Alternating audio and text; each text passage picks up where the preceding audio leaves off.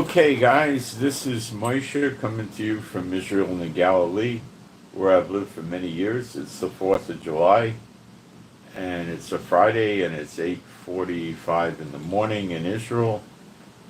And the weather, I don't even know what the weather is. It's 79 degrees now. That's a bad sign. Well, not really, because it's kind of later than normal for me. It's 91 degrees. So the high, that's not bad really. That's borderline run the air conditioning. And it's the same tomorrow and then Sunday 94, 93, 93, 91, 92. It's okay weather. It's nice that we're not hitting 100 and over 100. I think that's really great. And thank the Lord for that. And please pray we continue to have not so hot weather, at least in my area anyway. All right, I am running the AC here because the house gets hot. See, in Israel, they don't insulate. Probably 98% of the houses are not insulated. And they're made out of concrete with tile on the concrete, no wall-to-wall carpet. And the walls are concrete, and the roof is concrete with hard tile. So the house is 10 to 15 degrees colder normally than outside, but the house still heats up. So the other day was 93, 94. So what does that make the house? Around 79, 78, 80 degrees, which is a warm house. See what I'm saying? Yeah. If your house is 79, 80 degrees, you're going to want to put the AC on. But we have room air conditioners in Israel. We don't have central air conditioners. We have them by the room. Okay. So it's more economical. Okay. So what we're going to cover today is I'm going to give you, I said 12 reasons. I think it's at least 12. I could probably give you more reasons why an attack on Iran looks highly likely this weekend. I'm not going to guarantee it. I'm not telling you the Lord told me, they will attack this weekend, okay? The Lord didn't stop me from making this video, okay? I didn't get any check in the spirit, that I'll tell you. But it looks highly likely, and I'm going to give you secular reasons and then Bible prophecy. Of course, the Bible prophecy is not going to tell us why it's going to happen on the 4th of July weekend. It's not going to be that highly specific. But it's got to happen, and I'm going to explain to you why it has to, which I did yesterday. I'll do again today. It pertains to the two witnesses. So am I talking about the two witnesses today? Yeah. Am I tying them to an attack on a... Yeah. Okay? Yeah, I am, and I'm going to show you why. And it also flows over to Yemen as well. And it also looks like we have a ceasefire with Gaza, with the Hamas idiots over there. Good, bad, or indifferent, it looks like we have a ceasefire. It looks that way. It's just a 60-day job, but we'll see. We'll see. All right, so let me go into the live stream and make sure we got a live stream and put a post up, and then we'll get started, and I'll start going through my list of reasons with you, which I think is going to exceed 12. So. And I want to encourage you to put comments up in the chat. If you agree, you don't agree, why, ask questions, and I'll try to respond.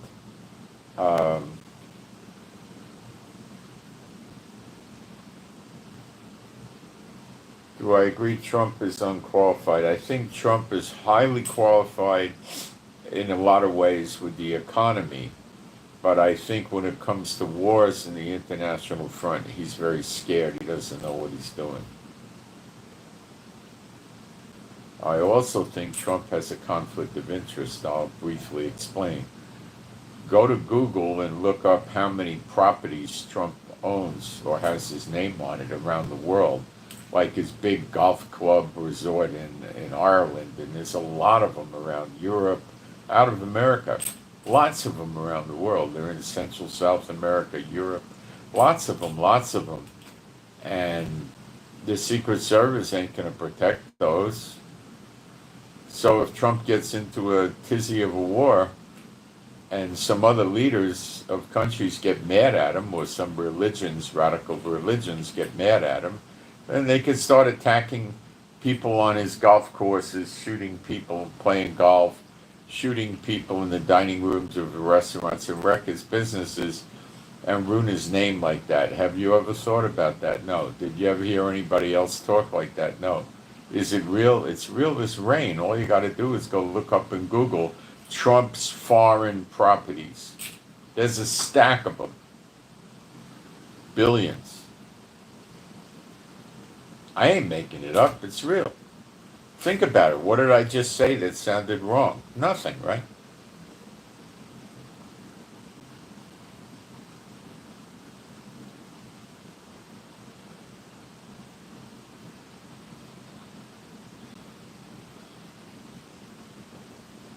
Is the Golden Gate starting to open? It's not the real Golden Gate, guys. Remember what Yeshua said in Matthew 24, not one stone will be left standing. Let me read it to you. See, they're doing this to make you think that that wall came from the temple so they could pin a false prophet on Yeshua. Okay, I'll explain to you. It's very quick.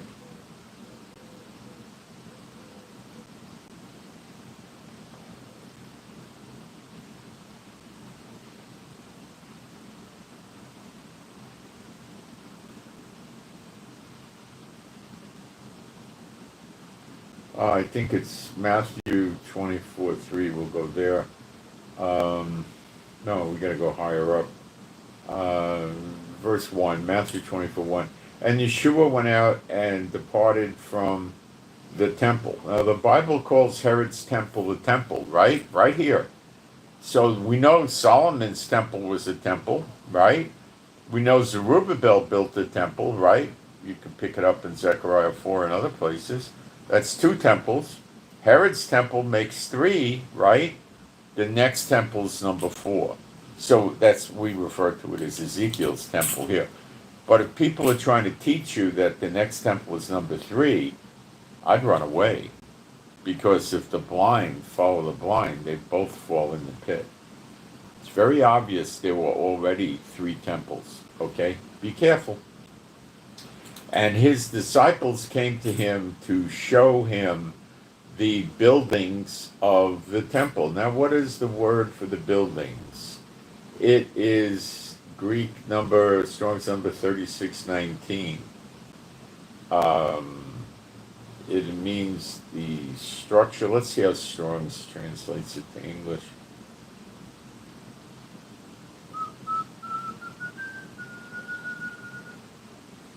It's the architecture, the complete thing, okay?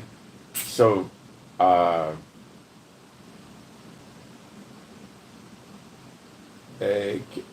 him to show him the buildings of the temple. And Yeshua said unto them, see you not all these things? All these things, that means the wall around the temple too. Verily I say unto you, there shall not be left here one stone upon another that shall not be thrown down. The wall was made of stones. It got thrown down. The wall you see today is from the Roman fort that was just a few meters away from the Jewish temple. It was called Fort Antonia, or you might say Fort Antonius. And that's what the Wailing Wall is. And they tell the people that it's from the temple to portray Yeshua as a false prophet. I hope you got that. The actual site of the temple is, I believe, roughly 800 or 900 feet away from where the Wailing Wall is. That's all. But that's enough. All right. And this business in the Muslim area they got built there, the Golden Gate, that's not the real Golden Gate. Uh, There's no temple. There's no wall of the temple. It's nonsense. Okay. Um, Many people are afraid to teach that, though, because it's controversial. Okay.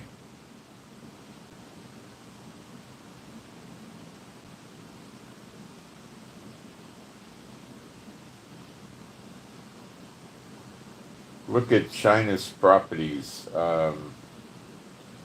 Yeah, they got them all over the place, including in America. Okay, today is going to be a good one. I'm going to spend a moment, put up a post in the chat, and that's not going to take long at all. Thank you to my moderators. It would be so hard without you. Thank you.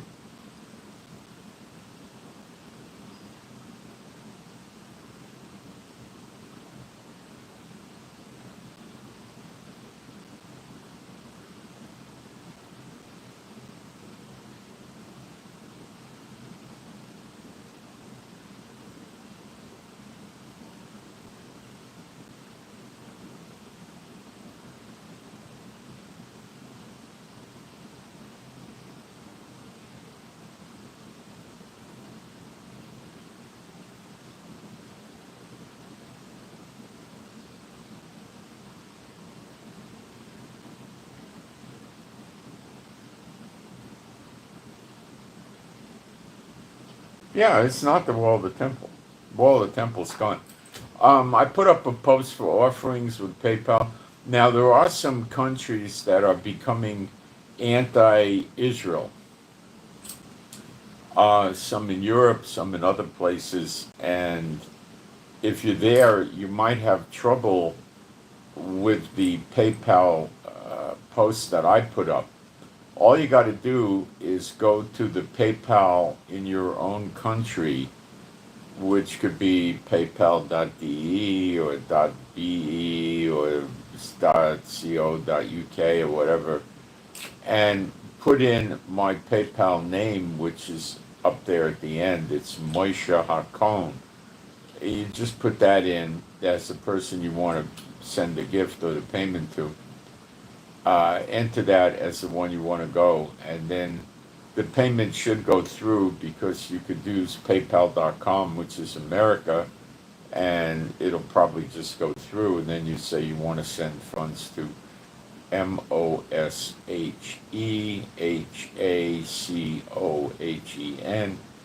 and you could send the currency, you could send in your own native currency, which stops the credit card companies from getting anti-Semitic.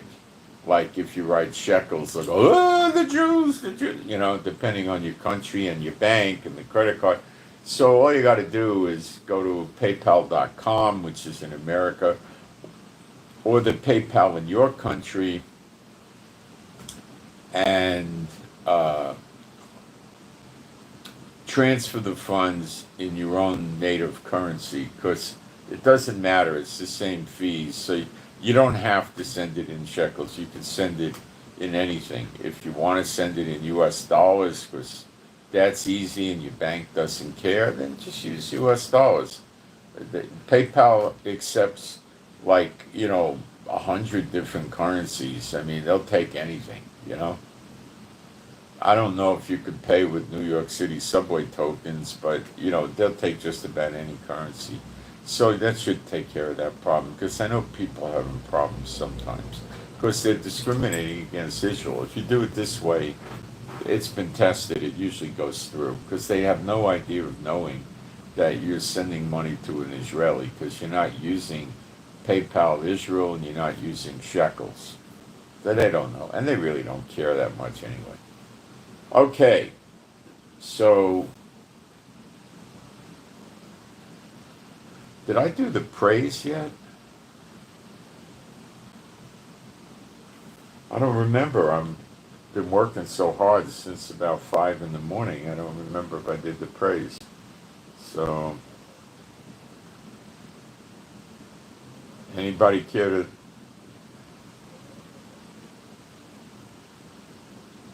I guess I didn't do the praise. Okay, that's why I don't remember doing the praise. Okay. There is no God like Jehovah. There is no God like Jehovah. There is no God like Jehovah. There is no God like Jehovah. There is no God like Jehovah. There is no God like Jehovah. There is no God like Jehovah.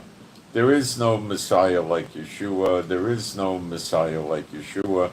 There is no Messiah like Yeshua. There is no Messiah like Yeshua. There is no Messiah like Yeshua.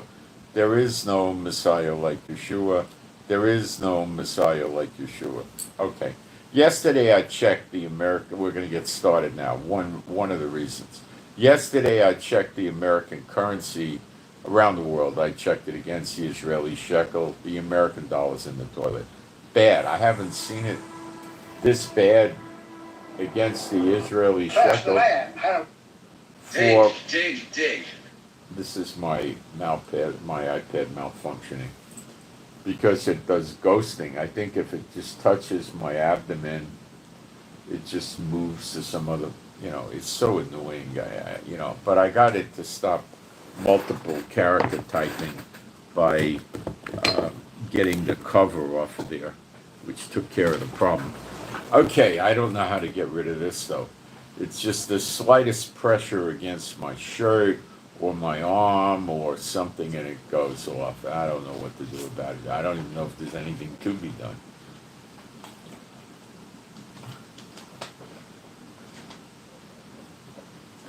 The Android device that I'm broadcasting on is Samsung. It doesn't do it. Okay. So, I checked the dollar against the euro and the pound sterling and the Aussie dollar and the Canadian dollar. In other words, I did a big check. And it's in bad shape. I think this is the lowest I've seen the dollar in at least 10 years, maybe 15 or more. It's really weak. Okay? Now, I have seen America play games with the dollar for many, many years. And I'll tell you how the game goes, because this is not it. Around April, they drop the value of the dollar, right around Easter. And they keep the dollar down till about the beginning of June. Why? Because they want people to book trips to America and come with their tourist dollars into America, right? So they put the dollar down in the spring. I've seen it so many times. And then late May, early June, they bring the dollar up. So what happens? The people buy their airplane tickets and book their hotels and whatever they're going to do in America. They're going to go to Great America, the Disney, Universal, Dollywood, Hersheyland, Legoland, go to New York City, go look at the sites, the Empire State Building, the Statue of Liberty, go shopping at the discount mall in Miami or go to Beverly Hills or wherever. They book the plane and they book the hotel and the rent-a-car and they get a low price because they're paying for it then. If they put a deposit down, it doesn't help them. But if they pay for it in advance, it gives them a discount. And the people from other countries are aware of this. So then when they come over here, they still get raked over the coals. Okay, now if they're smart, they could pre-buy their admission to things like Disney, if they're going to do that, and get the price in the good favorable currency. But they're still going to buy gifts. They're going to buy food. They're not going to cook. They're going to go eat out. So they're going to buy food. And they're only going to spend money, So on various gifts and, okay. So they do that and then they bring it up in the summer. But we're in the summer now. People aren't booking cruises now or vacations or resorts. It's been done already. It's too late to get a good deal. Okay? So the dollar being down is not the game that they frequently play. Although I didn't notice Trump playing that game this year. I don't think Trump liked that game. The other presidents play it. Trump didn't like it. It was probably interfering with something else. So he's got to bring the dollar up. Now, as we move into it, let me explain. Today is the 4th of July. It's a big national holiday. I don't think Trump and in turn Netanyahu, out of respect for Trump, is going to initiate an attack on Iran on the 4th of July. The Navy is out there having, what do they call it, steel barbecues on their ships. They, the ones that are at sea get a break for a few hours, and they put the barbecue grills up whenever possible on the ships, and they let them take a few hours off, and they uh, have a grill so they could, what do you do on the 4th of July in America? Well, aside from the fireworks, which they're probably not going to be fond of on a warship because they don't want to blow themselves up, if that makes sense. So they have a barbecue, and what are you going to barbecue? You're going to barbecue burgers and hot dogs. Now, if you're on a good ship and you have a president that wants to really treat the military like Trump, they're probably going to offer hamburgers, hot dogs, and steaks. Then you're going to get baked potatoes or French fries, right? And you're going to have some kind of salad with it. And I don't think they're going to break the beers out for these guys on a warship. I wouldn't think so. But I think maybe in Vietnam era they would have. But they would break out ice cold sodas and juice and water and things like that. So they probably get a 2 or 3 hour break. And the aircraft carriers, a lot of times they jump off the carrier into the water. They usually go down lower to the water where one of those elevators is that goes up and down with planes and stuff. And they'll generally jump off of that. It's not a great idea to jump off a deck 60 or 70 feet above the water. I know people do it, but I think it's a rather dangerous idea. And I don't really know if they jump from anything that high, but I wouldn't recommend it. And the Navy puts divers in the water with them so they could, if anybody gets in trouble, they can run over there and do a rescue. And sometimes they might have a jet ski or a boat, a little small boat with a motor or something, so if somebody's in trouble and they're 150 feet away, they can go, get there in 3 or 4 seconds and jump down and grab the guy rather than swim over there. So they're not going to want to ruin their thunder, on the 4th of July. You have Navy bases, you have parades, you have Air Force planes doing flyovers, I think Trump's going to let all that go. And people are at home and they're celebrating. I think last night was the big fireworks night, but some people do it on the night of the 4th, and some people do it all day long during the 4th. So it's a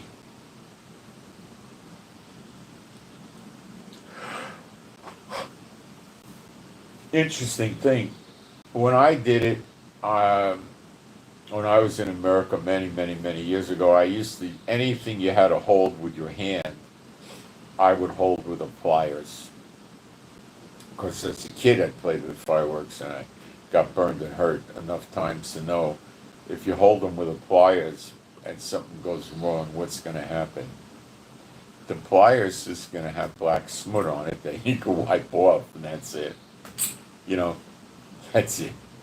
So I did everything I held it with a plier. If I bought things that had a stand, that I was going to light up, then I didn't bother with the pliers. But I was very careful with the lighter. I think I used one of those stove lighters that was about 6 inches long, just to be careful in case you get a flare up. I'm very suspicious of those fireworks. I don't like them, you know. But anyway, that's now. So that brings us to Saturday and Sunday. Now, that could mean early in the morning on Saturday, like 1 o'clock or 2 o'clock in the morning. Now, the stock markets, this is another reason, and this is a big reason with Trump. Biden, I don't think, knew that America even had a stock market at the end, or what it was, or how it worked. I mean, he was that far gone, you know. Maybe I'm wrong, I don't know, I'm just guessing. But let's forget Biden. Biden and Kamala are out of the picture. So, Trump doesn't want to see a market dive. Those are his friends. You know, he doesn't want Elon Musk calling up and saying, "What are you doing, my lost, $11 billion with your stupid attack on the war, blah, blah, blah." You know, he doesn't want to hear that from 30 different big shots that support him, you know. Would you if you were Trump? No. So if he does it on Saturday, which is more likely than Sunday, in my book, then they got all day Saturday to calm the panic down. So Fox and Sean Hannity and all the other talking heads are going to blow the propaganda at the people, which is probably not even going to need to be propaganda. Just blow the truth at them and tell them what happened and all that. And then we'd probably still keep attacking on Sunday. And then the market's not going to quake and quiver and tremble. What'll happen is by then they'll have the people so pumped up on what a great move this was, because they're all home watching TV. It's their long weekend, right? No work Friday or Saturday or Sunday. Now, there's a lot of people, let me tell you, a lot of people take off this week. So if you take off the whole week, last weekend you took off, then you're not taking vacation days on Saturday and Sunday. You're taking vacation days Monday, Tuesday, Wednesday, Thursday, right? Friday you don't take a vacation day because it's a vacation, So they lose 4 days, but they've gone for 9, using up 4 days of their vacation. See how it works? So a lot of people are traveling, and that's good for the stock market because they're running around traveling, having fun, going back home, whatever, and they're not probably paying any close attention to the news, and they're probably not in the mood or inclined to start calling their broker,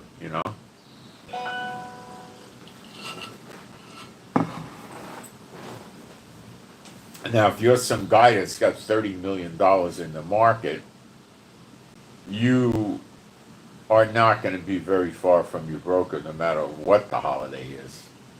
Hang on, I don't know what this is. I got to see what it is.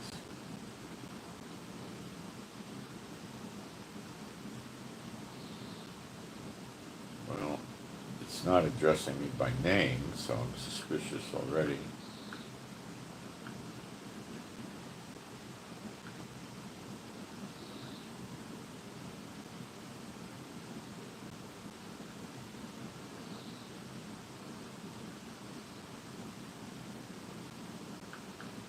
It was trying to make me guilty about the hostages. What am I doing to help the hostages? So I do. Prayer and warfare, spiritual warfare against Hamas. Maybe we all need to pray that the hostages get released. That's a good thing to pray for, isn't it? A quick release of the hostages. Father God, Jehovah, I pray for a quick release of the hostages in Gaza they come out safe and sound, and that the hostages that have returned and the ones to return heal emotionally and physically. And I pray all this to you, my Heavenly Father, B'Shem Yeshua HaMashiach. And you can agree with me in prayer if this is something you agreed to.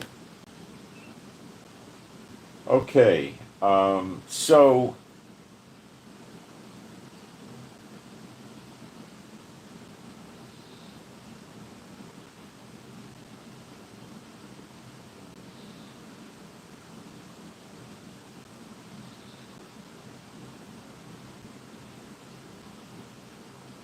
I'm reading a post.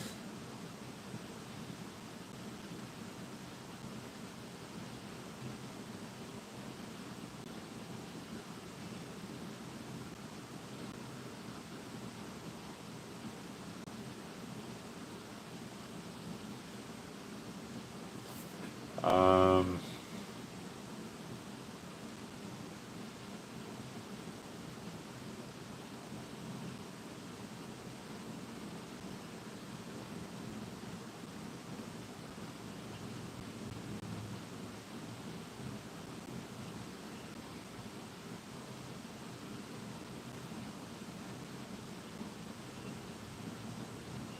Not that many people in here today. I think they're being distracted because of the holiday, and that's what Trump is looking for too.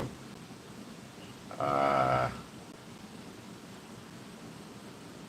Not that many people in here today. I think they're distracted because of the holiday.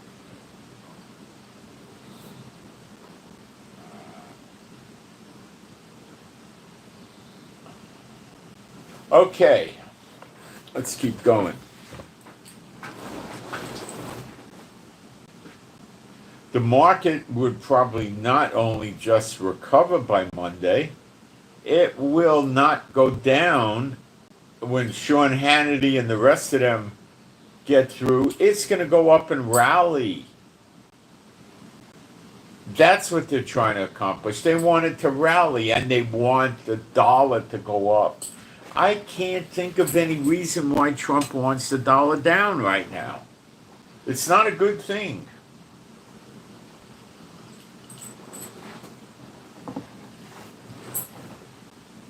Because the big American companies, his friends and supporters, are selling their goods cheap.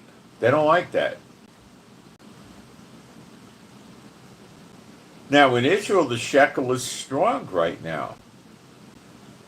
But the problem is I get a lot of my money in dollars, so when I convert it to shekels, I take a dip. But if I go to buy something in American dollars, I don't have to give up that many shekels. So it kind of reverses, if you could grasp that. I'm checking messages because my wife's running around, and she's still recovering from that thing she had some months ago. So she's going to the cryo in Israel, but it's a long trip.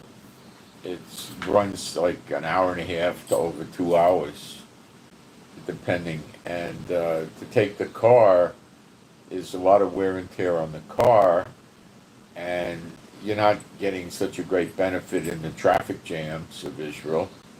And when you're paying $9 a gallon for gasoline, it really makes it a lot of money. And the treatments here cost 3 or 4 times what they cost in the United States. It's crazy here. Everything's expensive. So one of the people there suggested to her that she take a double treatment.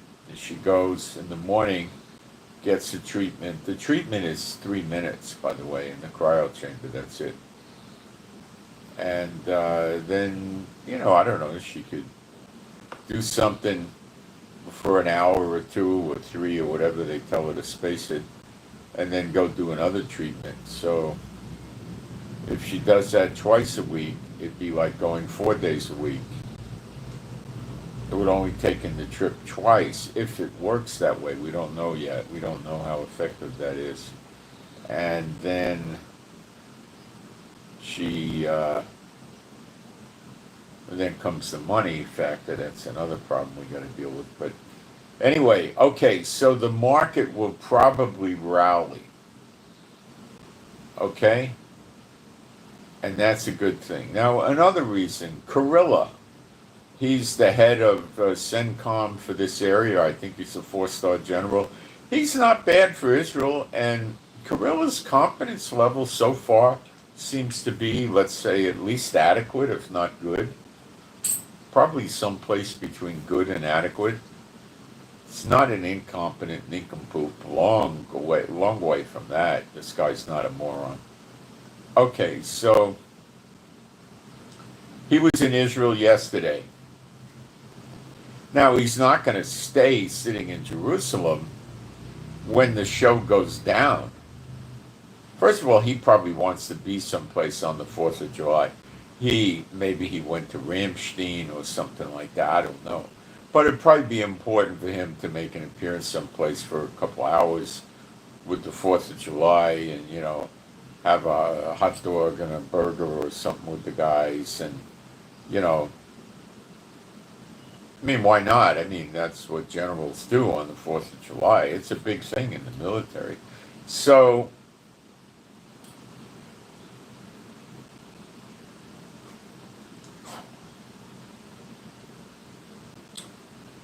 that's another factor. Another factor. Israel's been for weeks getting tremendous shipments of large cargo planes from America with bombs and all sorts of stuff. Another factor, different factor, lots of cargo planes from Putin, i.e. Russia, have been going into Iran in recent days. What we think is in them. Now, Netanyahu and Trump may very well know, but I don't. But the consensus, the logic here would be anti-missile systems, which would be S-300s and S-400s, which aren't going to do any good, really. I mean, they'll take drones down and, helicopters, but they're not going to be very effective. Even the S-400. So that's what we think Putin is flying over to Iran. We don't think Putin is flying offensive weapons to Iran. First of all, he needs them himself. Now, I could be wrong, but I don't think he has such good ones as evidenced by him attacking Ukraine. And I don't think he's got that many, and I don't think he wants to see what Netanyahu does if he gives offensive weapons to Ukraine. He's not in the mood to see what Netanyahu and Trump do to him. So I don't think he did that. Now, another reason is Putin and Trump had a phone call. Trump called Putin I think yesterday or the day before. I think yesterday. I think it was yesterday. Now, this is a very common occurrence before a war breaks out or something big happens in Ukraine and Russia. Trump calls Putin to try to calm him down and give him a briefing. Okay? Now, consistent with this, the Iranians declared no-fly zone all of a sudden, possibly just at night. But one report was saying just at night, another report, I think it's a total no-fly zone, a no-time. I'm pretty sure it's not just at night, it's a no-time. So he doesn't want any planes up in the air. So Putin may have passed on what was told, I don't know. And that might have been okay with Trump because it gives Putin credibility with Iran at no real price. Essentially, there's nothing Iran can do about it.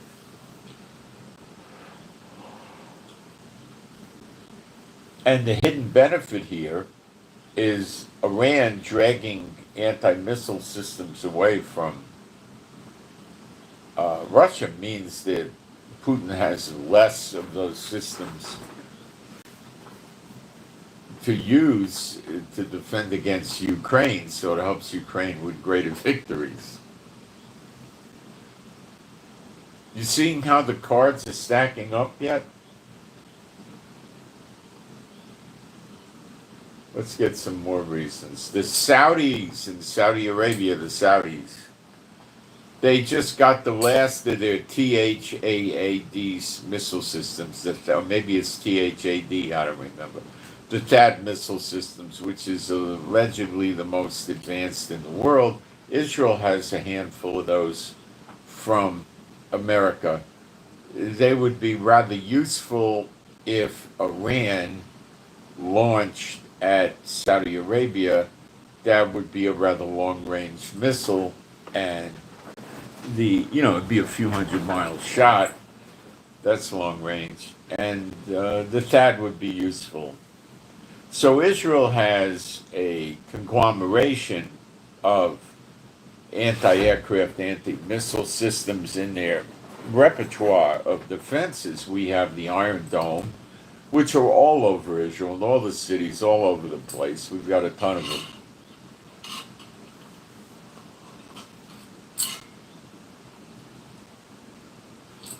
We've got David Sling. We got the Arrow 3, and there's Arrow 2 also. And we have THAAD systems. We had Patriots, but they've been removed. I don't think we needed them. Patriots sort of in the Iron Dome League. And we have a few THAAD systems, maybe 4 or 5, but that's about it. I mean, where is Iran going to shoot where the THAAD system may come into play? Would be Iran will shoot at Jerusalem and Tel Aviv and Haifa. That's really it. And the THAAD system would be deployed in those areas, I suppose.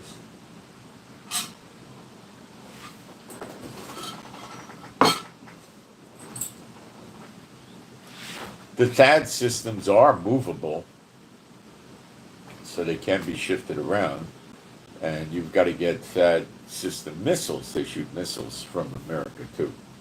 So the fact that Saudi Arabia just got their THAAD systems completely installed, and the Saudi Arabians got a lot to worry about with Iran hitting their oil refineries, and probably their palaces and stuff like that. So it would be likely that America would not start this up again with Iran until they made sure their allies were adequately defended.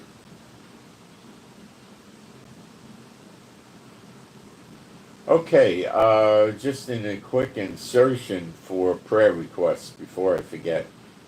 HR, Hotel Romeo, HR, Hotel Romeo. We prayed for HR to get a job, and what happened so far is HR scored a good job interview and passed the first interview, and now HR has to go to a follow-up interview or testing. I'm not sure if it's testing or interview. So for HR, pray that the next interview or testing or whatever it is, that HR does good at this and gets the job. So HR does good on the second interview or the second appointment for testing, whatever it is, and gets the job for HR, Hotel Romeo. Okay. Next, KC, Kilo Charlie, KC. Kilo Charlie, KC. Not a prayer request. This is a kitchen request. Lots of tossed salad along with the whole enchiladas. For KC, kitchen request, lots of tossed salad and whole enchiladas. Okay, other things you need to know. Remember, earthquakes is a sign of the end times. Japan had 900 earthquakes in 2 weeks. I have a word for that. Yikes! Okay.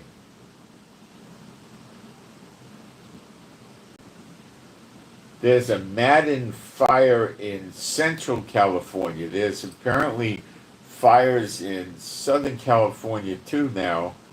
And these are fires causing noticeable evacuations. Noticeable evacuations. Okay, the Madden fire yesterday had already burned 52,000 acres, and I don't think they had any containment yesterday. And this fire is running amok. 52,000 acres. That's what, the Ponderosa or something like that, for those of you old enough to know Bonanza. I mean, that's even bigger than the Ponderosa. That's huge. 52,000 acres is a lot of land. Okay. Now this is relevant to the attack on Iran, okay? So this is not giving you another one of the 12 signs. This is factual information. And everything I'm telling you is factual. You just put the pieces together, dot the I's and cross the T's, and you've got to arrive at the same conclusion. It's just a really ripe time. But let's keep going. The Iranians had about 2,000 advanced ballistic missiles before the attack.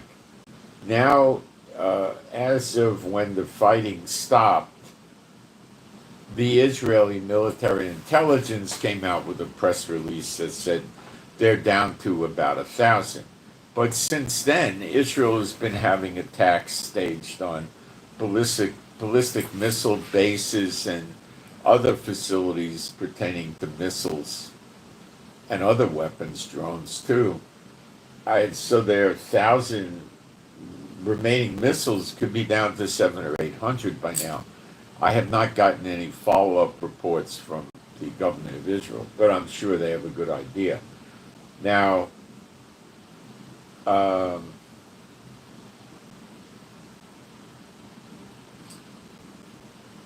just closed on me because it touched my shirt. Ugh.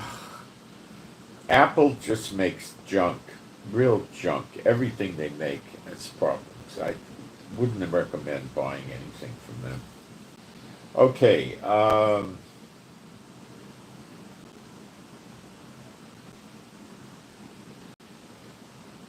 they started with about 2,000 of these ballistic missiles.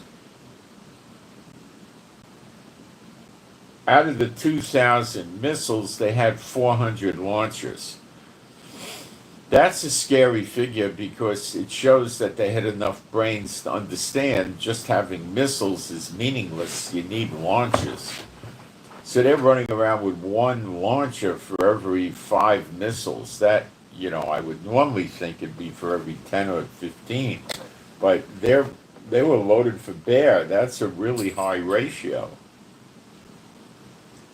Now, I don't know how many of those 400 are still left. I have a feeling we probably got at least 100 by now, or at least 75. It's a scary figure. A lot of them are mobile launchers, too.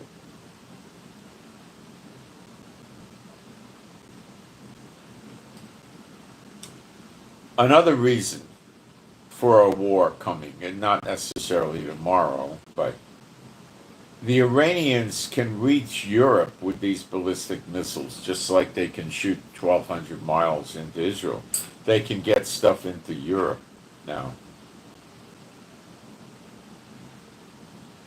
And if they start shooting missiles into Europe, that's not going to help the stock markets at all. It'll help gold and silver, but Trump doesn't really want to see that.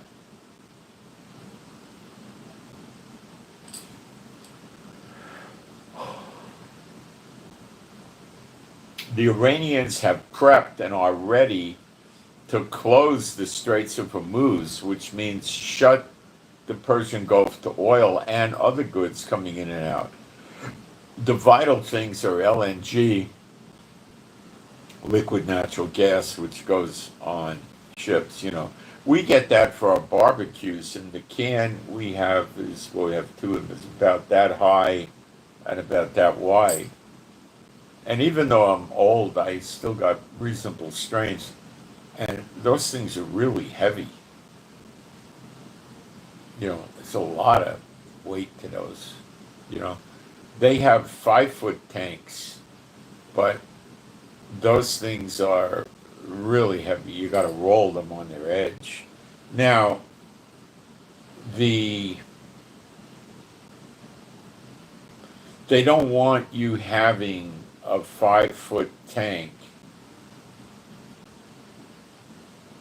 now hooked to a barbecue or anything like that, or even to your house for cooking in the kitchen, because of the risk of a war blowing this thing up. 5 foot tank could cause a pretty serious explosion compared to one that's 24 or so inches high, you know. There's a big difference. They also told us what to do is when we have the barbecue, is they give you a hose for about 6 or 8, no, maybe it's even 8 feet, 10 feet, and they want you to place the tank at a pretty decent distance from the barbecue grill. So when you get these hookups, you gotta have a guy come and inspect your setup, and then he gives you the proper hookup equipment. Then you call another guy, comes and brings you the tanks full of the gas, and then he'll hook it up for you, or you could do it yourself. It's just screwing on. So that's an interesting development. But I know there's people in America that use propane to power their house. I don't think they use it for electricity, but maybe they do. But they use it for their heater and for their cooking.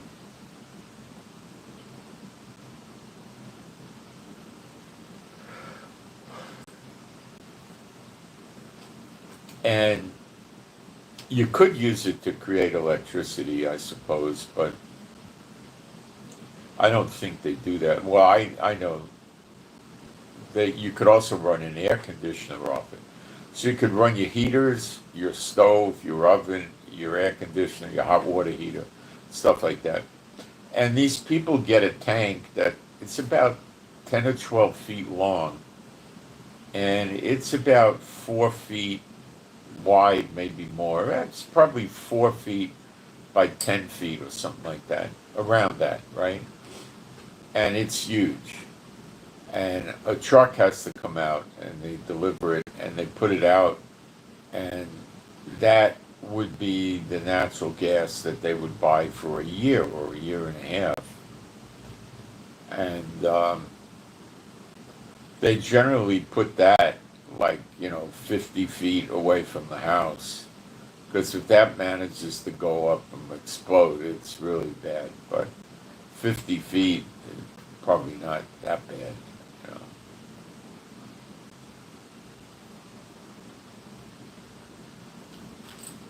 Okay, but they don't. I don't see those in Israel. Probably for industrial they have it, but they might require you to put it, surround it with concrete. Uh,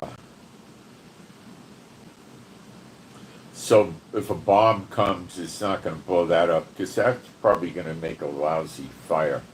Just since we're on the other news here for a minute, taking a break, there's a bill in the Knesset to make immigration into Israel harder. It's not based on religion. It's not. This is not picking on Messianics, although they are bothering Messianics again here, quietly and softly. So you need to pray that. I would ask you to pray that they stop. Okay, my Heavenly Father, I pray that you would stop the government here from bothering believers on any level, in any way, shape, or form. This is obviously wrong and not your will. I would have trouble believing it was coming from you. I don't believe it is. So I pray that you would just stop it dead in its tracks very quickly. B'Shem Yeshua HaMashiach. And if you want to agree with me in prayer that way, that's fine. Okay, this is another thing not aimed at Messianics. When World War II was over, Israel was not a nation. And the British were here and they were keeping Jews from coming out. They had very restrictive quotas. But let's fast forward to 1948.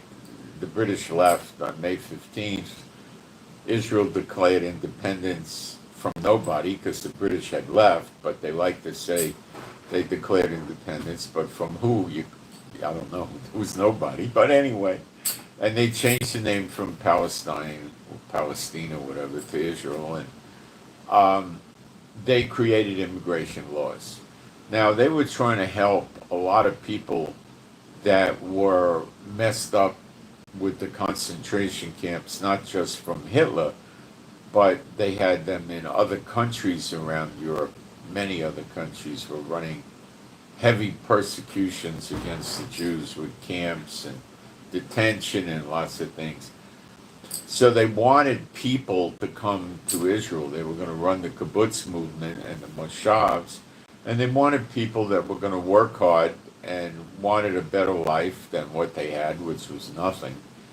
So Hitler would kill you if one of your grandparents was a Jew. That was enough for Hitler to kill you. So Israel in 48 said, if one of your grandparents is a Jew, you can come stay in Israel as a citizen. You can come live here. So if you have 4 grandparents and one was a Jew, you could become a citizen in Israel. And over the years, 500,000 people living in Israel now as citizens came in under this. The Bible defines a Jew descent as coming from the father, not the mother. The rabbis with the Talmud judged the descent from the mother, which is incorrect. The tribe comes from the father, okay? Inheritance comes from the father. It all comes from the father. It doesn't come from the mother. The fathers, so to speak, would marry women from other countries when their husbands got killed in a war. They would marry them. You know, you read in the scripture, after a month, they would cut their nails and trim their hair and all that. Give them a month to mourn.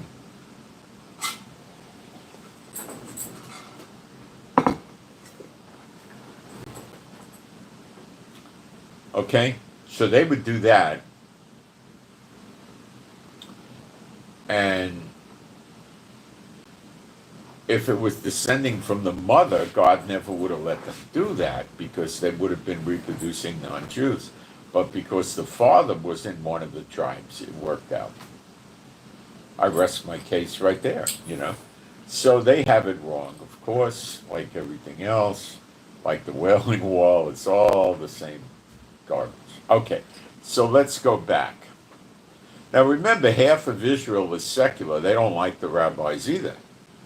Okay? But they don't want to see a temple. I do. They don't want a lot of things, you know. But okay, let's go back to this. So what they're doing in this bill, which I have a feeling isn't going to pass, but because they've tried this over and over, it doesn't pass. They want to get this immigration law changed. I think this is maybe going to fall under a basic right, and it may require like 2/3 of the Knesset or 75%. I don't know for sure. I really don't know. They want to get it changed so that you have to prove, according to the Orthodox rabbis, that you are descended from your mother. The argument against that is this. World War II and the diaspora and the concentration camps and the persecution was one thing. That no longer goes on in the world. I grant them that. Stalin was persecuting Jews along with many other people, but he's long gone. So it was Hitler and then it was Stalin. But they're saying now there's no real need for it. You know, Russia was being nasty with Jews also after Stalin, but not putting them in camps. So they, they don't see it as necessary right now. And they're saying what we're getting is we're getting a. Uh, so, is that you? Oh, okay. You're getting somebody that has parents that did not practice Judaism or go to synagogue or observe holidays or even run around telling people they were Jews. Does that mean they were Messianic? No, no, no. It means they were maybe atheist or Buddhist or Hindu or nothing or who knows what, right? And then the grandparents, the parents' parents, one of them was a Jew, and they too may never have even practiced much Judaism. And then comes the kid, and the parents and the grandparents never practiced Judaism, and they don't know anything about it. And maybe the person that wants to immigrate is using the one grandparent to get in and get citizenship, but because of reasons like they're in Africa maybe or in India and it's a very poor country or they're somewhere else or there's persecution starting up, not against Jews, just about, who knows why they want to come here, who knows why, right? Now, often they will not give them a citizenship. They'll try to argue with him because you're not Jewish. They'll ask him if he's Jewish. If he says he or she is Jewish, then they'll give him, they'll follow the path of citizenship. But if they say, I'm just descended, if you're Jewish, fine.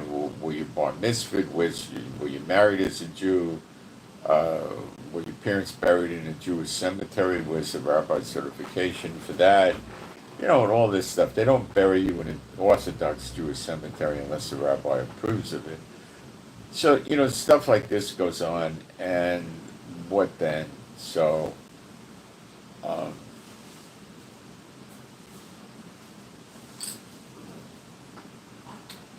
they'll normally just try to say, listen, we can give you a permanent citizenship, a permanent residency. You could stay here in Israel forever and ever and ever.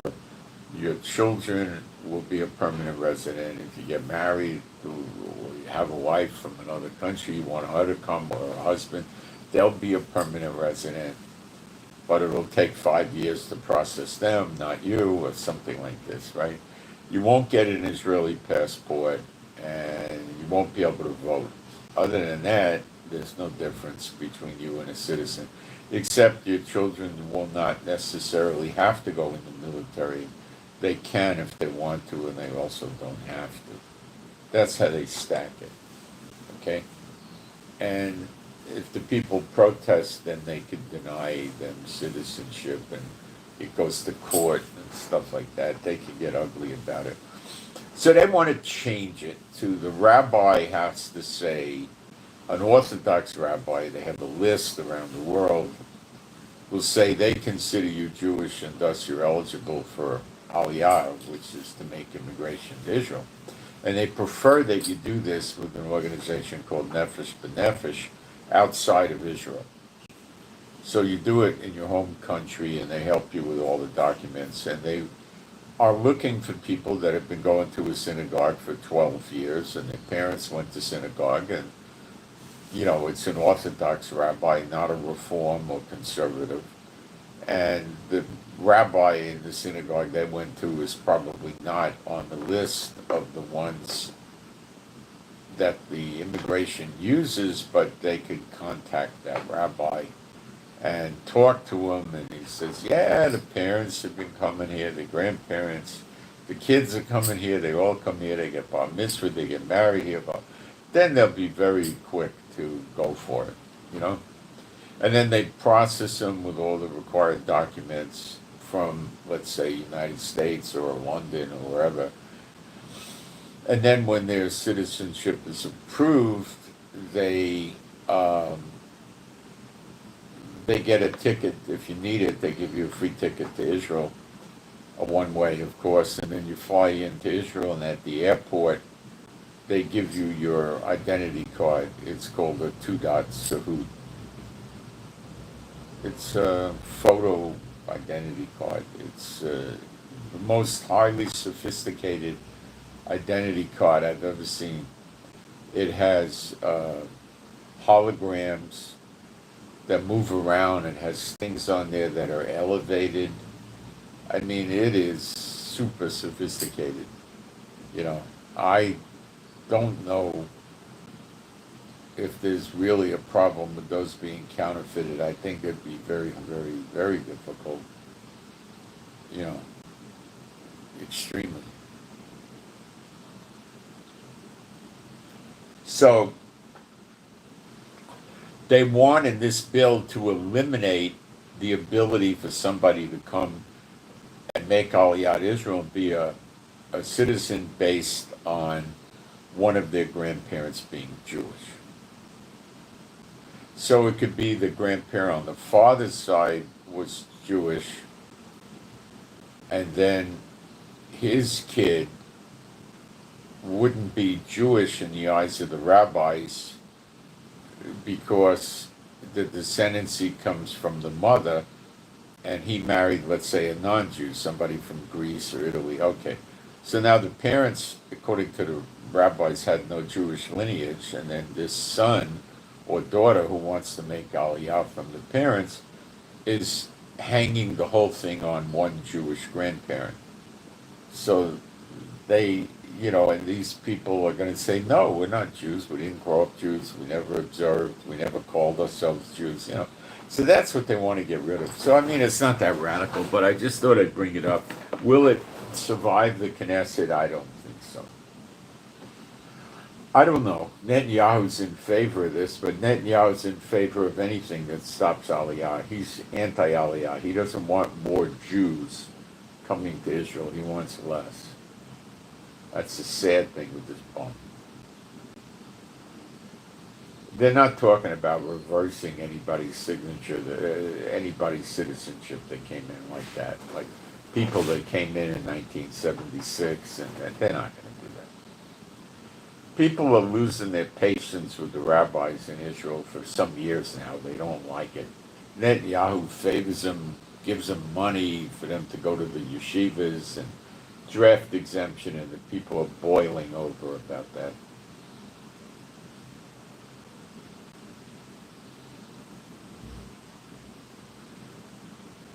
So that's a big deal going on here that the rabbis are trying to push.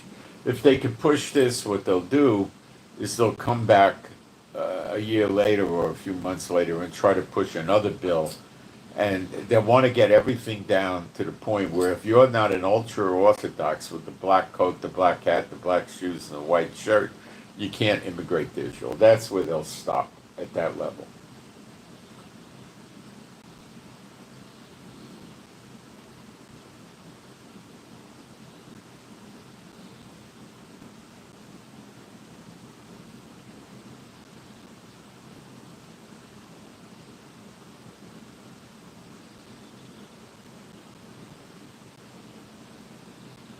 This is rather interesting. There's initial reports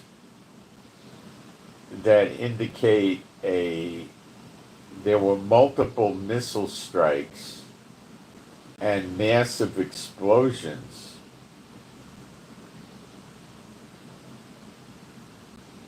near the Erbil airport in northern Iraq, not Iran, Iraq. Northern Iraq is close to Iran, but it's in Iran. It's in Iraq.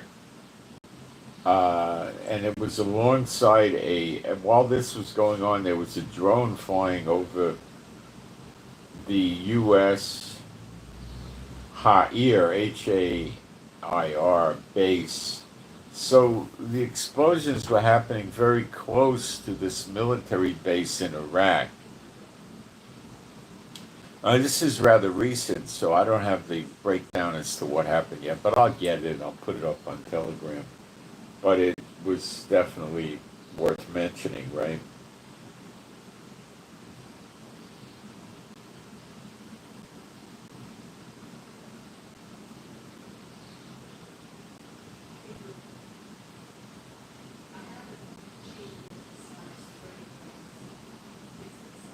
Trump, now we're back to the reasons for the war. Trump just got his big, beautiful bill passed yesterday. Today is Friday. On Thursday, I believe it got passed.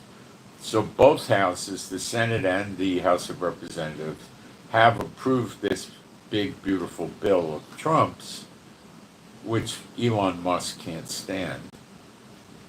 And I think Elon Musk said he's going to form his own political party to hurt Trump now. So they're fighting again. The girls are fighting. And he got that passed by both houses. So what comes next? Trump signs it, that's all. Is Trump going to oppose his own bill that he was fighting for? No, it's a done deal. So that is a done deal. And it's likely that Trump did not want to hit Iran or have Israel hit Iran with us supporting them until this bill passed. This is very important to Trump. Okay? And it really was important in general, too. It's a big deal. Okay? You see how all the reasons are stacking up?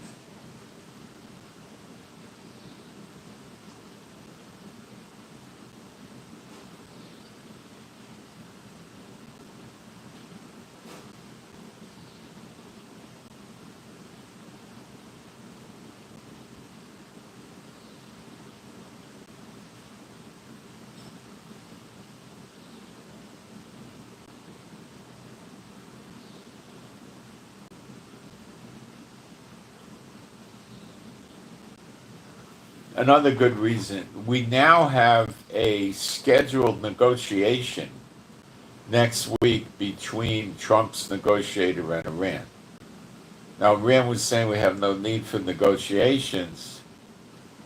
Now, Iran does a NOTAM because they're afraid of being attacked. Why are they doing? Well, when they shoot their anti-aircraft systems, they want to make sure they don't hit friendly planes. So if they do a NOTAM, anything in the sky is a legitimate target to attack because they're not listening. Where the Iranian military planes, whatever few are left, if any, and civilian aircraft would not be there. Okay? They don't do that because it shuts down the economy unless there's a real reason for it. Okay? And they did it.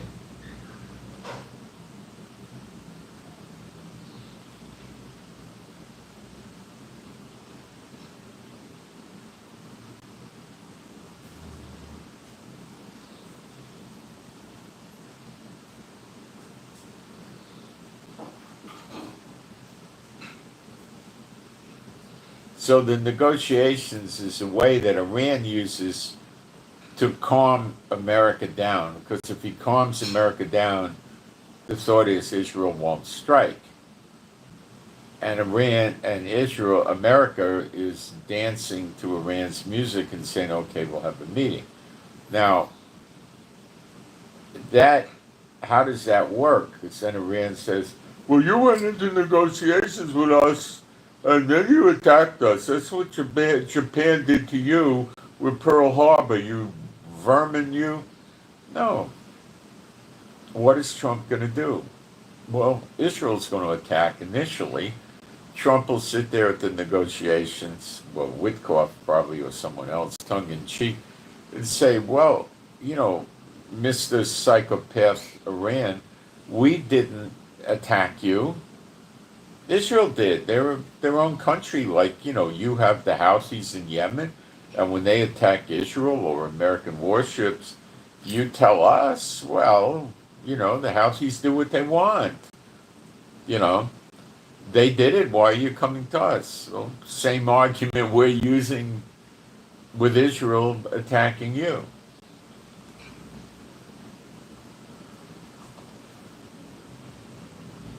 Do you see it? Then, of course, Iran will break off negotiations.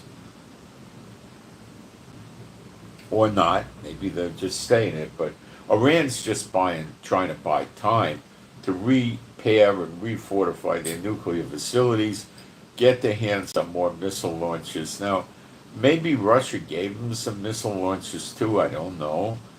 To build those missile launches is 3 to 6 months, depending on raw materials and stuff like that. It's laborious.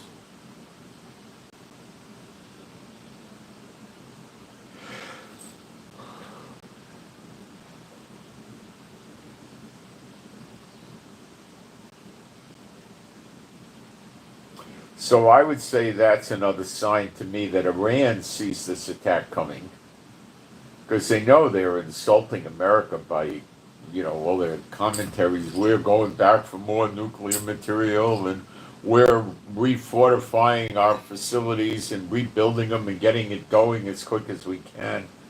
And that makes Trump look like the village idiot.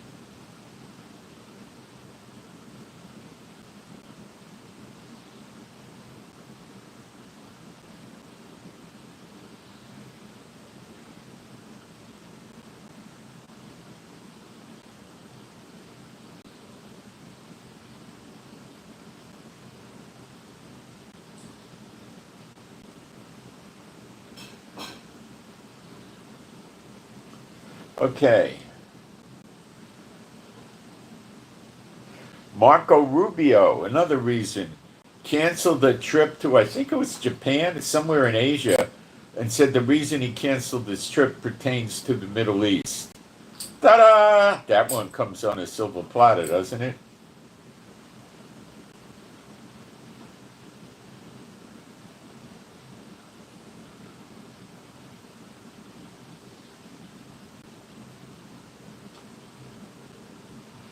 Other side factors. Israel gave Hezbollah in Lebanon until the 7th of July to disarm. Today is the 4th. That's Monday, I believe. Yeah. Hezbollah yesterday came out, the head of Hezbollah with what they say in Yiddish, schmatter and cup. Schmatter is a rag, N means on or in, and cup means head. So it's rag head. That's how they would say it in Yiddish. He has the whole thing, the turbanish looking hat on that, shows he's the leader of Hezbollah, and he's a big guy, in the world of terrorism, He said, no, it's insulting. We're not giving up our weapons. We're not surrendering. So he made his position clear. So is it possible that Israel would do simultaneous attacks? Well, maybe. You got to remember, Israel's been attacking Lebanon, Hezbollah factors and facilities and people in Lebanon on a daily basis, or I would say as a bare minimum, 6 out of 7 days, if not 7 out of 7 days. Are we going to do an attack at the same time as we attack Iran? I don't see the value in it, because Hezbollah is not firing on us. But who is firing on us? The Houthis in Yemen. Is it possible that Israel will do attacks on Iran and also Yemen by hitting the Houthis in Yemen? It could happen. Could Israel, hit Lebanon and the Hezbollah in Lebanon, Houthis in Yemen and Iran at the same time? It can, but the emphasis needs to be on Iran. They don't have to go hit Hezbollah right now. Okay? Hezbollah is not firing at us, so you don't really need to. You got to the 7th, and then it's the Lebanese army that should disarm them, and then the political pressure comes to the Lebanon government, the Lebanese army. Why aren't you disarming them? Do you really want us to come in with the bombs? And that's some days of hemming and hawing, right? Trying to find their way through that. And if you knock Iran out first, the Houthis would be more prone to throw the towel in. Now, give up the ghost would be more likely. But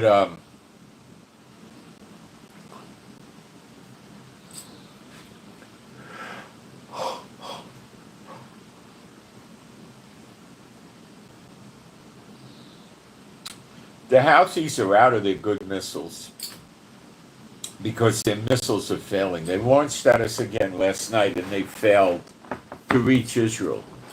The missile failed before it came here. I don't believe we even had to take it down.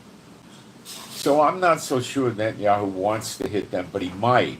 He might hit them with maybe 4 jets, just to keep them confused and bewildered so they don't manage to get off any significant missile launches against us, which I doubt they can do. I'll be right back in a minute. Quick break.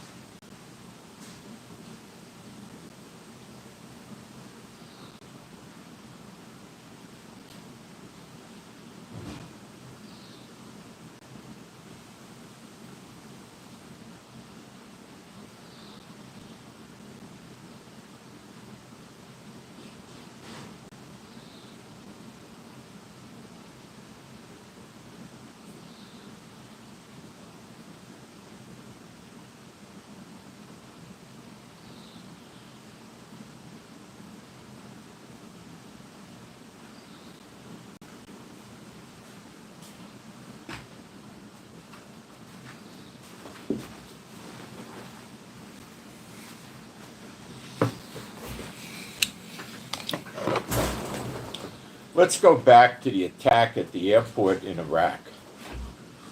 Explosions near an American base. In the previous days of the wars, going back closer to October 7th than now, Iraq would shoot missiles and drones at us that they got from Iran. Now, they said that if Iran wants them to enter the war against Israel, they would. So the explosions at the airport could have been Iran bringing missiles and drones into Iraq. And we knew about it when we blew it up. Could be. That would be another motivation to attack Iran because they're cranking up trouble with Iraq. And America would not be happy because they got bases and embassies in Iraq. An embassy and maybe a consulate as well.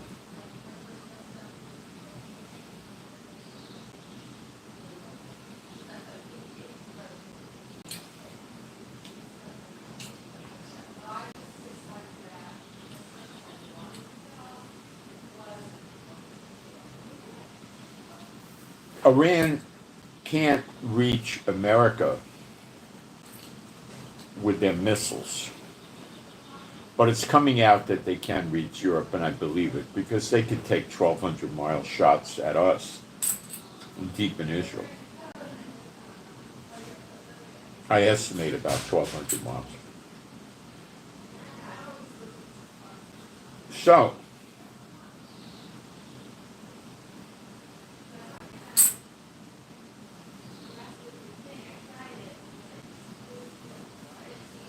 that's very troubling to the Americans.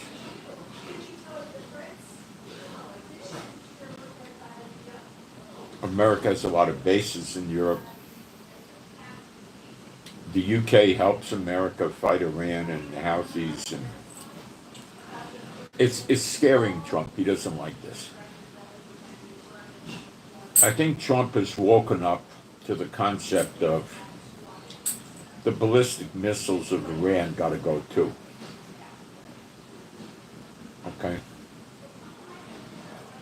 They took down a building in Qatar used by American soldiers, all of which evacuated before they got it exploded or blew up.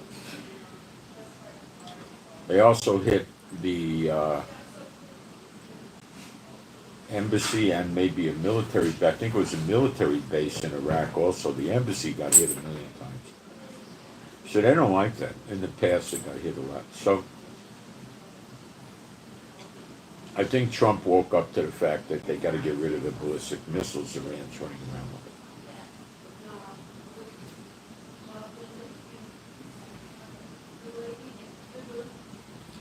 That's not hard to understand. Now,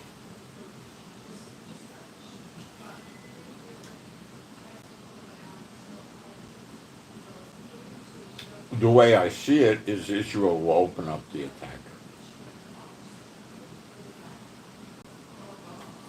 Israel's been attacking Iran every day since the ceasefire, but not openly and not taking credit for it. Iran's in chaos, ready to fall.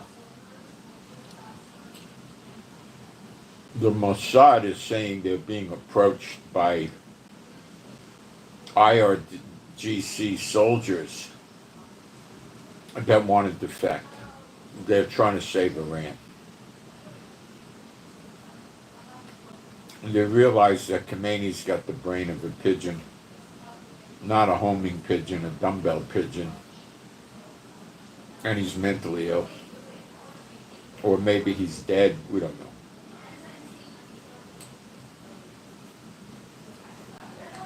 Could Iran be dead? Could Khomeini be dead? Yeah, we had no signs of life in a long time. We don't know.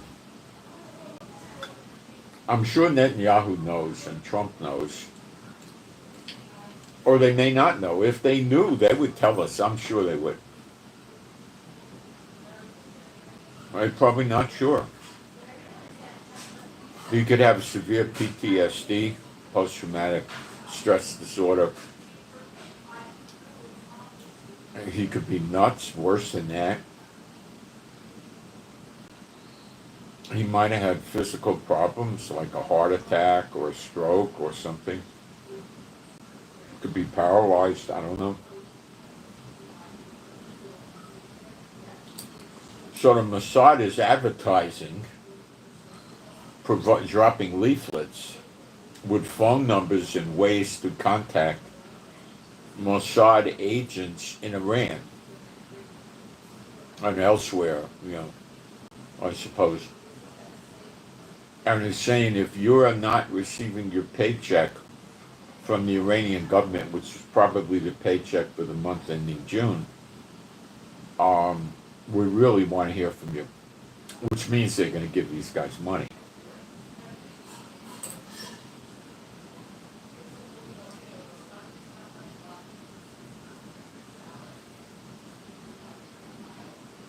That's how bad it is in Iran.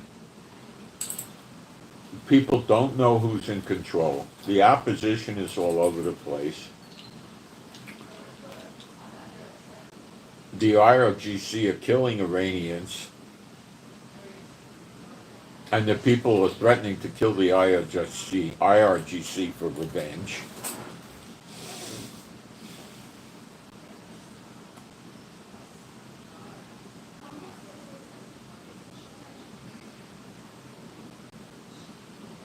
Iran's a cluster bomb, you know. They don't know. Nobody knows what's going on over there.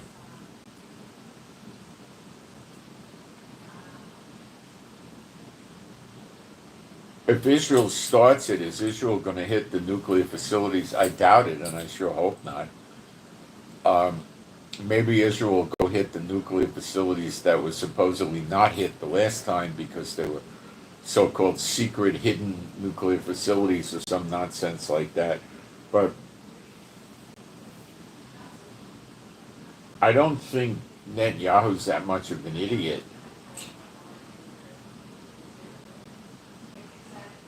Where he's going to go move against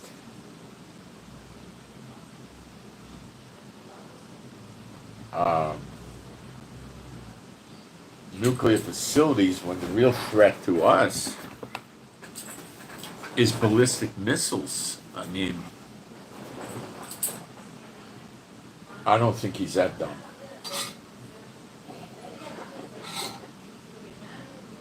Both, maybe. Now we got another problem, and that's the blockade of the Persian Gulf, which will cause a stock market crash like you wouldn't believe. Why? Because every industry is using oil.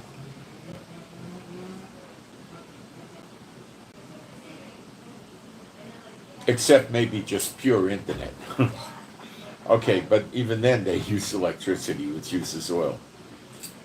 Ships that move gas, containers, grain, liquid natural gas, vegetables, fruits, all of this stuff, refrigerated vessels, container. The container has a refrigerator unit on it that's electric. It plugs into the ship's generator. They have huge generators to cool hundreds of containers that could be carrying perishable goods that you eat typically, right?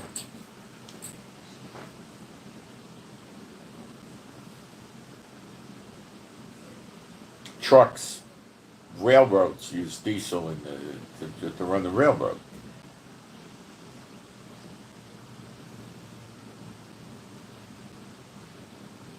Whatever you buy in the store, it's moving via gasoline.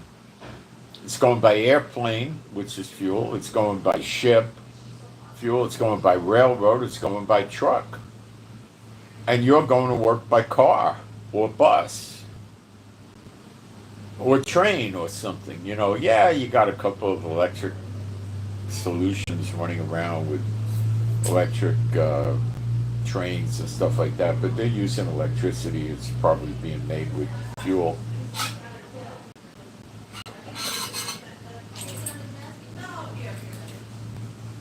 So that's going to cause prices to go up on everything you eat, everything you buy. Now, you don't have to buy shoes and a shirt, but can you stop buying food? No. Every food item is going to go up a little, and it's going to hurt the economy, so they're going to go bearish, not bullish, bearish, go backwards, and be afraid of that. So if Iran blocks the Persian Gulf, i.e. the Straits of Hormuz, the pincher point that I think is about 34 miles wide, they're going to cause economic collapse in Europe, Africa, South Central America, North America, Asia, all over. Because everybody's cost of producing goods is going to go up, and bringing goods to the marketplace is going to go up. And if your gasoline price doubles or triples, you got to drive to the store and buy your groceries or go to your open air market or your flea market or your farmer's market or whatever, you're burning gas and you're burning gas going to work and all that. And it's going to be horrible. Okay.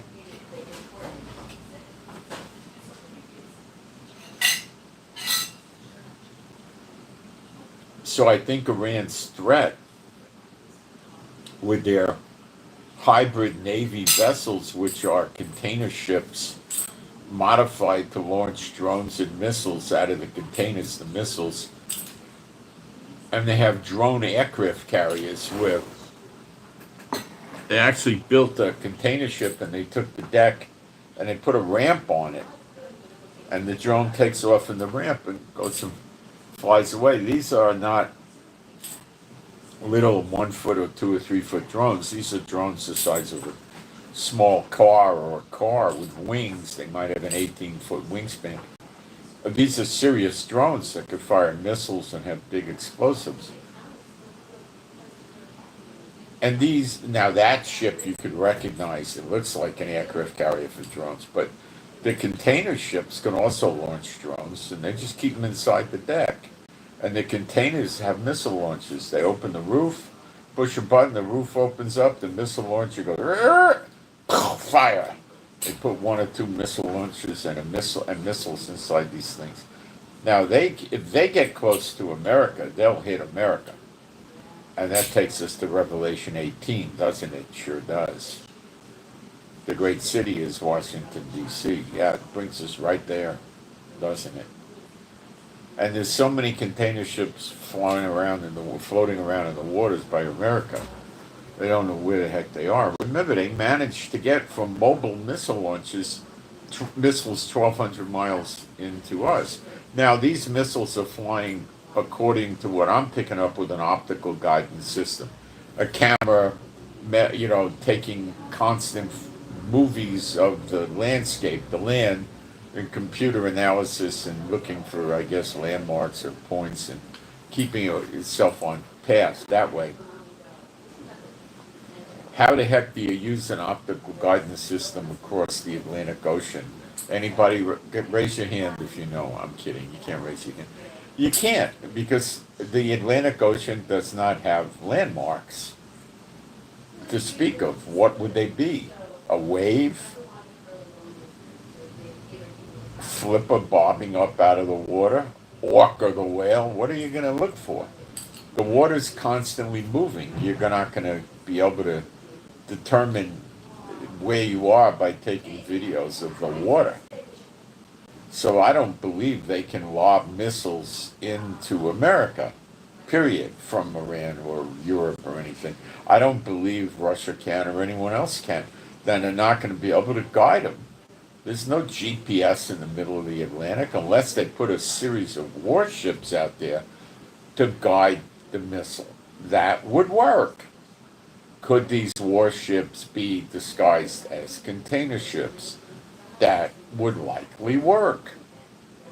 And they could take the missile and pass it on and probably carry the missile for 200 miles or so. But you'd need a string of these ships. Could Russia and China help them do this? Yeah, sure could. Would we really know what's going on? Unlikely until it was over, but it would possibly work. But why bother? Just get container ships. If the ship is 118 miles off the coast of America, they're not really focusing on it too much. And it could get the launch accomplished from there. Or, really, America doesn't really bear down on them until they get about 25 miles away. So they could go 35, 40 miles away and get launches off against America real easy, drones and missiles. Could the ship get destroyed after it got the launch off? Probably would. They don't care. Don't worry, crew. You're brave Iranian sailors. You'll go right up to heaven and you'll have your 70 virgins in the blink of an eye. There you go. That's how they deal with that. And what are they going to lose? A modified container ship. Boo-hoo, boo-hoo. You think they care? They don't care. Why would they care?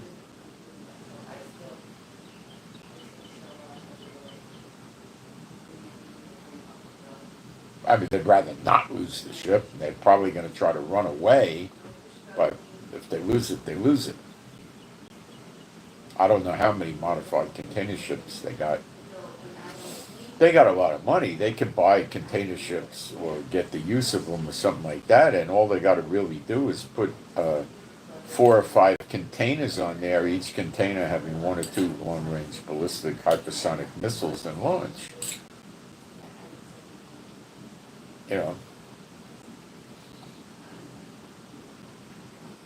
Now, the ceasefire in Gaza looks like it's a go. Shocking, but could be true.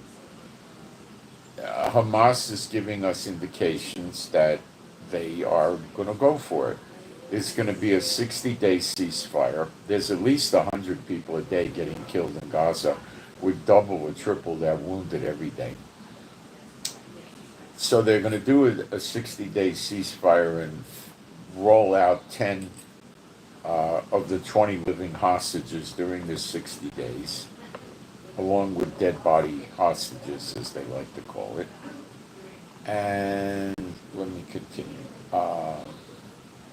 Israel's going to be doing partial withdrawals, mostly from Gaza in the north. Okay? And then towards the end from the south.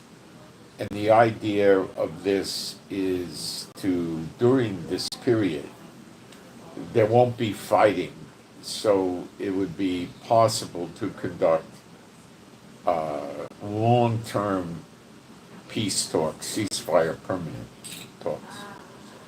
Now, the Gazans are Muslim over there, and they won't talk directly with us because they consider us apes and dogs and things like that, subhumans.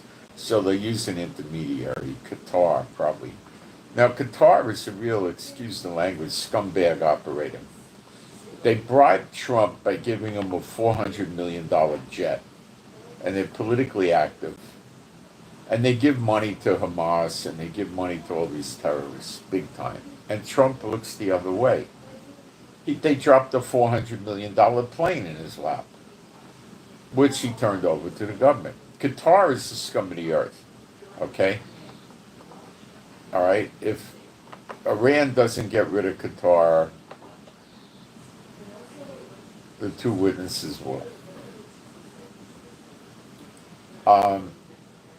So Qatar likes it, Egypt likes it, Hamas likes it, and I don't think Israel will ever completely withdraw, and I don't know if they'll ever make a permanent deal with them, but Netanyahu is not interested in doing this. Trump is, because he wants to get up there like Tarzan. Oh, king of the jungle, look what I did. I made a ceasefire with the Houthis, the Hamas in Gaza. I saved so many people's lives. And he still wants to turn it into, Trump golf resorts, gambling casinos for him and his friends and his family in Gaza. He's still on that. He doesn't want Israel to have the land. He wants to get it himself. And Jehovah's laughing at him, So that's what's going on over there.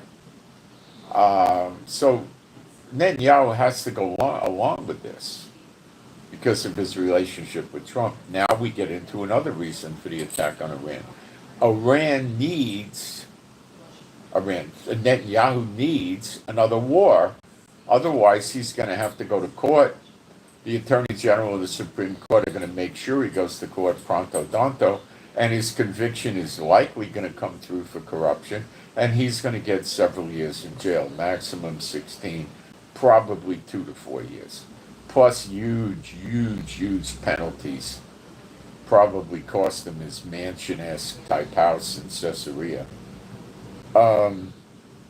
which is the playground of the rich. They got the golf courses there and stuff. Okay, so he needs another war. So where is this other war coming from? The Hezbollah in Lebanon? No, not really. There's not much left of them. And it's really reverts to Lebanon. Has got to clean them out and get rid of their weapons, and got to give Lebanon a good chance to do it. The Houthis in Yemen shooting missiles at us all the time? Oh, absolutely. And Iran, who just got finished shooting missiles at us. So then he doesn't have to go to court. He's got the Houthis to play with, and he's got um, Iran to play with, and maybe now Iraq. Now, when we read in Jeremiah 49 what happens to Iran in verse 34, it's about 4 or 5 verses. Iran gets so busted up that the people have to leave, all of them, and they scatter into all the countries around the world where the sword follows them and gets them cut off. Okay? Will that happen to the 700 Jews that Iran just put in prison? I doubt that. They'll be coming in the next Exodus, the next great Exodus, any day now. All right, so they're being persecuted. They're not guilty of attacking Israel. They're being accused of helping Israelis. Come on, let's get real. Now, if there were any there that was helping Iran punish Israel and hurt and kill Israelis, well, then Jehovah will deal with that as an individual, I suppose. That's up to Jehovah, not me. All right, so moving along, we have a massive motivation for Netanyahu to do this. They don't want to go to jail. And we know in prophecy that's what happens. And we know that the Houthis get it in Yemen, that's Edom. And that Israel takes the survivors, the remnant of Edom, as possessions, which means slaves. So that's not going to happen with the Netanyahu government, so that's probably going to happen after. I mean, is Netanyahu going to, and Trump going to sit there and say, hey, the Israelis took, 39,000 or, 420,000 Yemenites as slaves, come on, it ain't going to happen until after redemption. But Iran is not just destroyed by Israel. Yemen appears to be just by Israel because we take them as our possession. But moving to Iran, it's destroyed by her enemies in the plural. So who do we got now? We got UK helping America. They got an aircraft carrier floating around in the region someplace now. UK does. Unless it left. They don't really broadcast freely where they put their aircraft carriers, do they? They're not stupid, So the UK helps America a little bit, but they said they'll jump in big time if needed. So you got the UK, you got America, who already attacked them, and you got Israel. And I have a feeling we're not done there. I have a feeling that Trump's going to have a coalition. And I think the people in the coalition are going to be the haters of Iran because it says destroyed by her enemies. Saudi Arabia is right up there in the top 10 of, the hit parade of, that hit song, bomb, bomb, bomb, bomb, bomb, Iran. That might be the number one hit in Saudi Arabia soon. Okay. I'm making jokes, Jordan may join in. They got airplanes, they could drop bombs, Saudi and Jordan, no problem. Turkey, I don't think they'll do anything.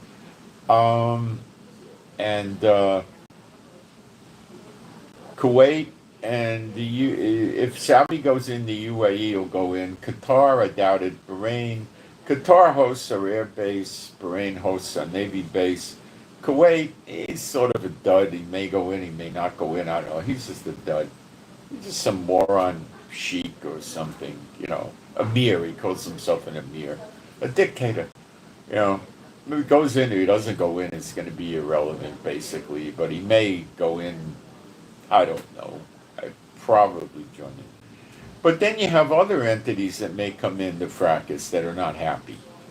And are going to be very unhappy when Iran starts firing at American bases and the oil refineries and the ports and piers of these oil-producing countries, because they know what it's going to do to oil prices around the world. So your contenders would be Germany, Italy.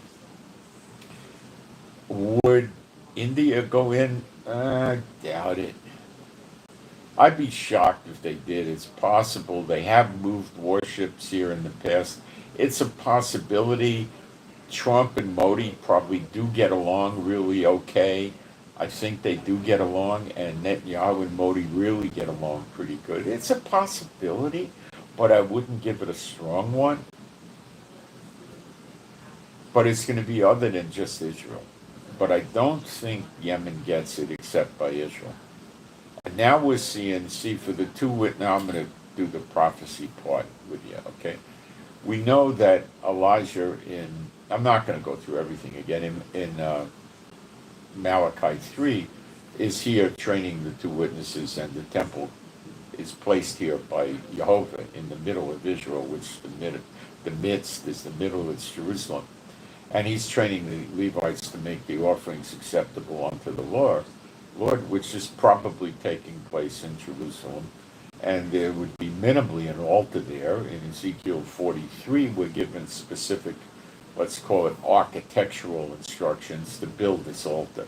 Architectural is an overstatement. The altar is not a building, but we're given the enough detail for sure, without a doubt, to build the altar. No doubt about it.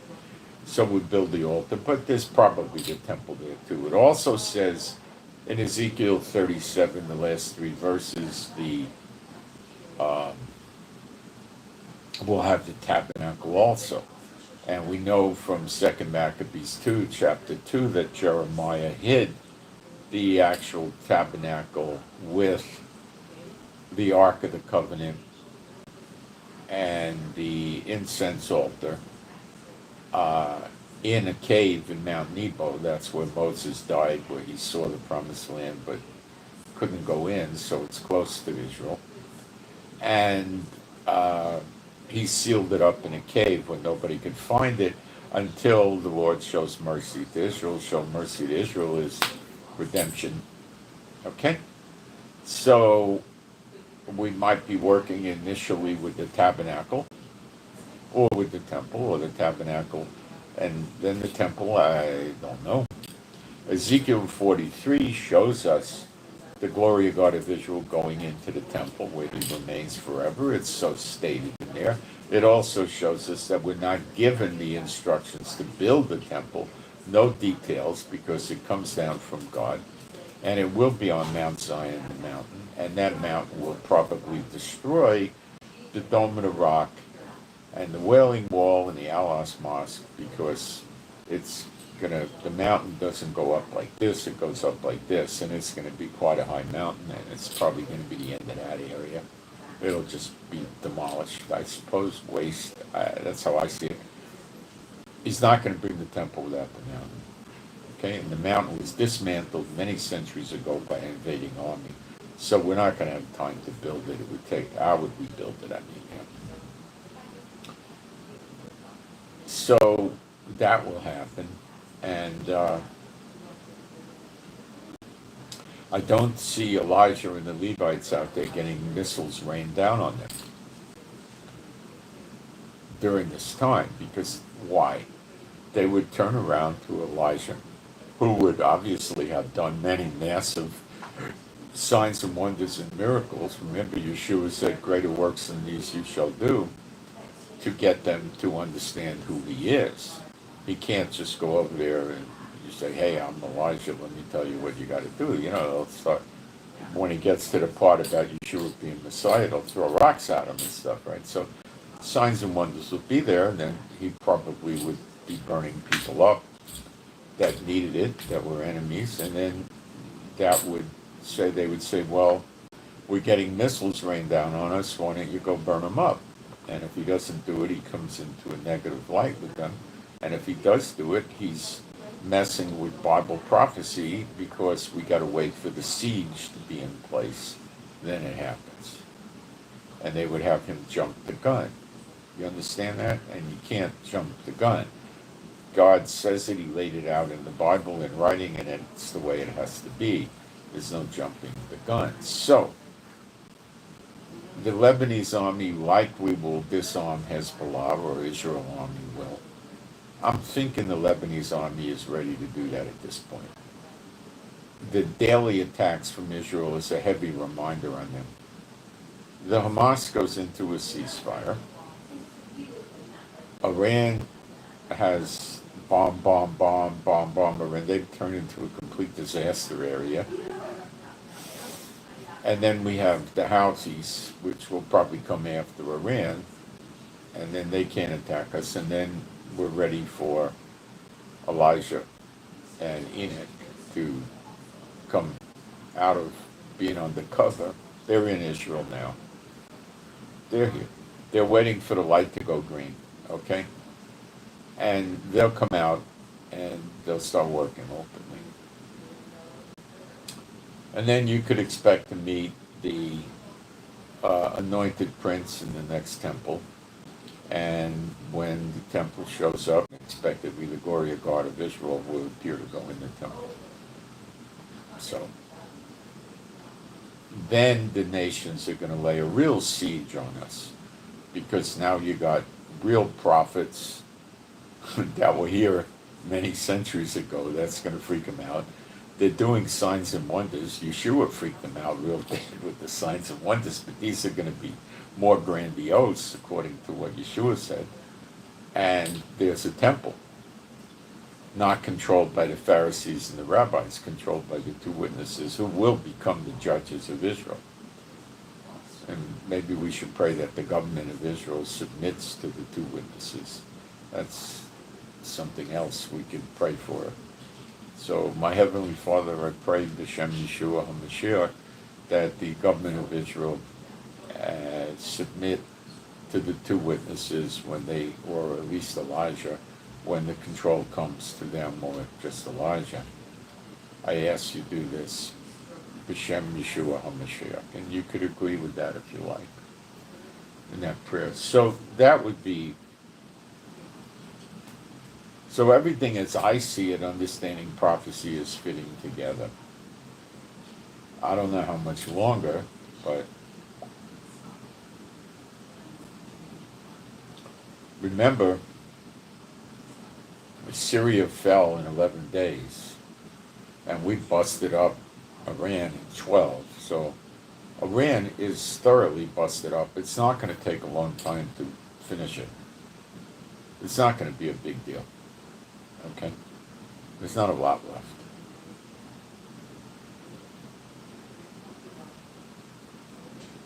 And that's where we're at. That's what I see. The Hamas ceasefire could be finished this weekend, by the way. And Lebanon's not firing at us.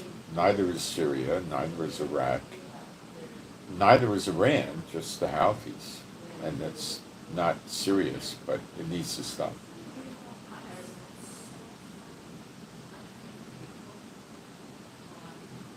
That's what I wanted to accomplish today.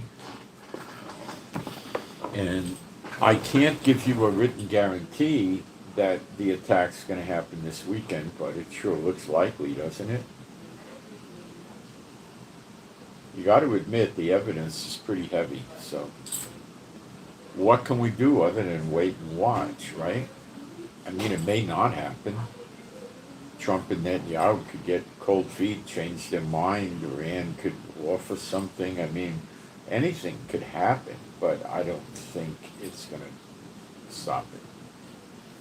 Trump's got so many motivations here, and so does Netanyahu, that I see it going down this weekend, but, you know, I can't guarantee it. It looks like it will. John said that he's seen the Ark of the Covenant. There's a temple in heaven, and it has its own ark up in heaven, okay? The temple we have here is a model of what is in heaven. So he saw the one up in heaven.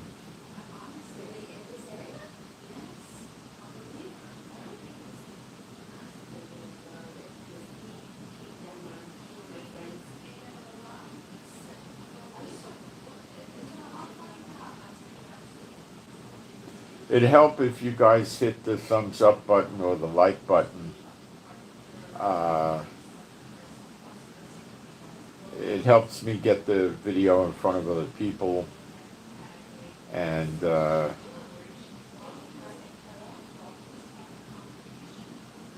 someone asked for a prayer. I don't know what you want us to pray for. You might want to hit the subscribe button because I'll keep you updated. Um, if it goes down.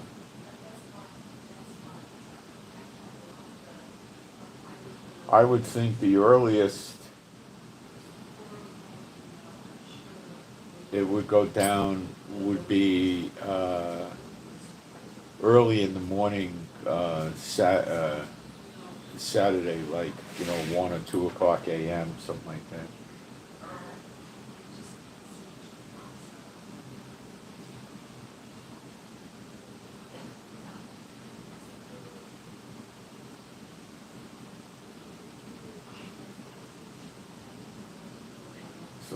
They don't want me to listen to you. There's a lot of people that don't want friends and family to listen to me. My grandfather left Warsaw, Poland when he was 14. My son said, stop telling people that mother,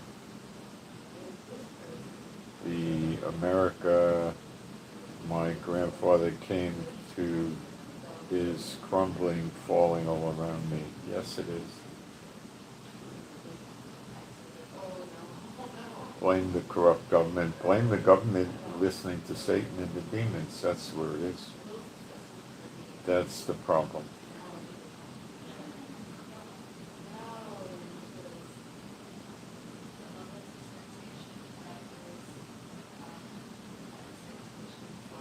All right, guys.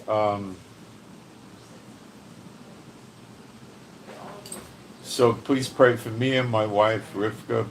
Pray for our peace, safety, protection, and joy and healing. Pray for our birds and dogs to be happy, healthy, and whole, and be safe and protected. They're all rescues. The missiles flying would take down explosions, and the explosions and the sirens drive the dogs nuts. Pray for our finances. We always need help in that area. Pray for healing of our body, that we keep getting improved, and pray for better videos in the future. I understand prophecy better, but you guys should get a good handle with Bible prophecy and the news to what it looks like, the way things are going to happen. But remember, we keep seeing things pop up suddenly, in a day, in an hour, suddenly, okay? Especially with the daughter of Babylon, America. We see that, okay? We don't see it for Yemen, and we don't see it for Iran, nor do we see it for Iraq. Now, Iraq, when we read Jeremiah 49, starting around verse 34, it's called Elam. Now, Elam, according to some historians, can and will include Iraq and maybe even a piece of Syria. So Iraq may go. If they're going to join in with Iran, they're going to go. And I'll keep you updated, so you might want to subscribe. And I send my Shabbat Shalom to all those who love Yeshua HaMashiach. And thank you for the offerings, those of you that give. And I'm out. I hope you got something out of this. You should have. Well, let's see what happens.